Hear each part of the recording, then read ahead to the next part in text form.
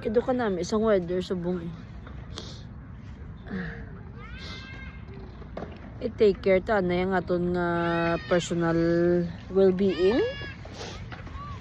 Although gina-enjoy mo nato ng pag-live, pero laing gidya nga may time kita sa aton nga kids, sa aton nga family, sa aton nga self, of course. Kanami gadiya guys, kay may mga park kami diya, tapos libre lang ang park namon.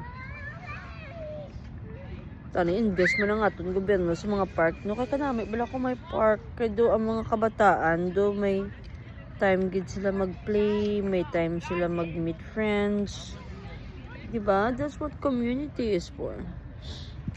Ang community subong yan gakapatay na yan tungod nga ang mga tao sakop permi, ang mga tao permi lang gaobra, wala na time mag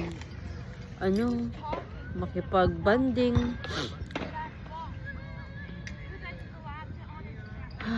Kanami lang kung wala ka gaobra, no? Ano ay hanang feeling kung wala na kita gaobra tapos ginasagod na lang kita tanan sang gobyerno, no?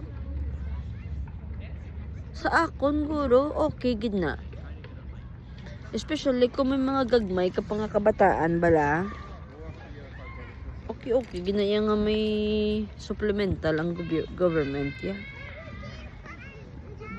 Kasi syempre para ang bata mo lang matutukan mo balahaw, di lang permi lang kubra lang permi. Namigo kung amo na no. Alam lang, for example 1 year, 5 years old ang bata mo, hindi ka pwede magobra. Pero ang maaprubahan sa isa ka household 1 or 2 lang mo lang na. Pagka 3 hindi ka na pag-i-cover sa government. Para may limit man ang pag-asa sa gobyerno eh.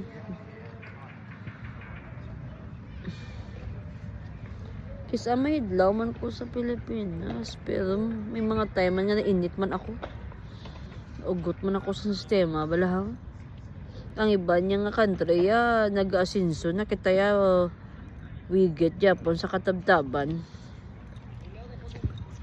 tungod sa aton nga mga decision making importante gid mag